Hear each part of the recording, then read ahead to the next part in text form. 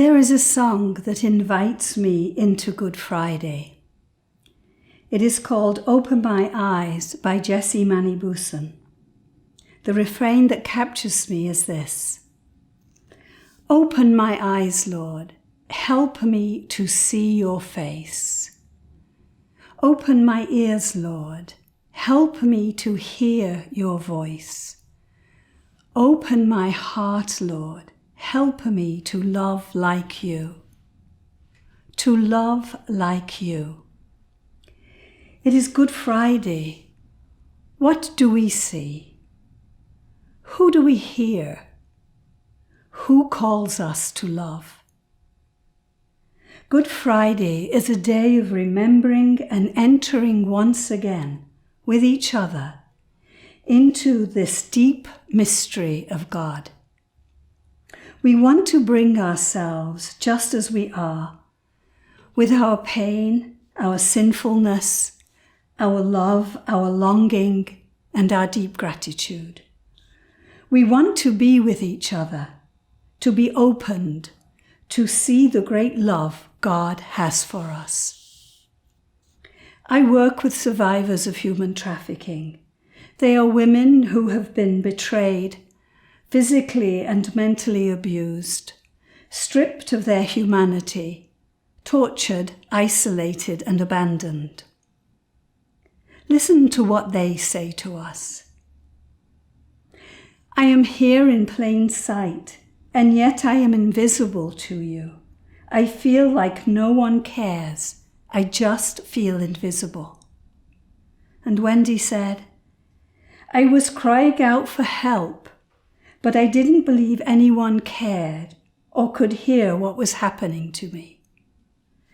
Jen said, I have no love in my life. I don't know what love is. My trafficker manipulated me, used and abused me. I need to learn to love again. In the first reading today, we see one who was spurned and avoided by people, one from whom people hid their faces and turned their backs and closed their eyes. They didn't want to see this suffering servant of God. And in the gospel, we see this suffering in all its depth and rawness. We see the betrayal of Jesus by Judas, by Peter, and by the crowd, the people Jesus interacted with daily. While they knew Jesus, they were deaf to him, to his teaching, to his voice, and the way he taught them to love. Jesus' way of loving was just too hard, too challenging, this selfless, forgiving, merciful love. As we open ourselves to see and to hear and to love, might we be able to recognize this merciful, forgiving love in our own lives, in our family, in our neighbors, in our country, in our world? We know at times the sinfulness we see in our world is just too hard to bear and blocks us from seeing with the eyes of love. My work with women survivors of human trafficking helps me to recognize this lack of love and what it looks like close to home. You may also have your own examples: the immigrant family languishing on the border, an abusive spouse, the abuse of our vulnerable earth home, immigrant children held in cages. We see and we are aware that these examples are the absence of love. Sin indeed is the absence of love.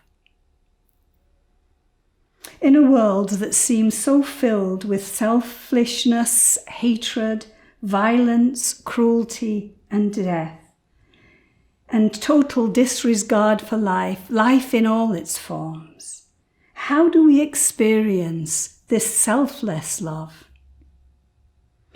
I have seen it in sisters who opened their home and said yes to bringing women survivors of human trafficking to live with them. They didn't put their own lives first, their own routines. They let that go and allowed themselves to be changed by the women survivors they lived with and whom they accompanied.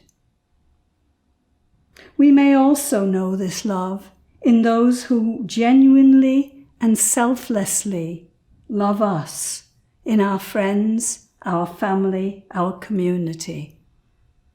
In role models like Gandhi, Dorothy Day, Martin Luther King, we too have been given this potential for this kind of loving. It is in each and all of us, if only we see and can recognize it. It is such great love to give your life for another. And isn't this exactly what Jesus does and did all through his life, selflessly giving himself away for the sake of the other? Isn't this what Jesus invites us to? Jesus became one of us. He came to be with us, to walk with us, to accompany us in all the messiness and suffering of being a human person. I find that such a great consolation. I know God is with me, with us now and always. God has given me and given us God's own life in Jesus. A life filled with forgiving, merciful love. So great a love. Good Friday is clearly about deep, faithful, steadfast, merciful love. Jesus shows us how to love like God. Jesus' whole life and ministry and death show us how to love. The question is, what do we do with so great a love?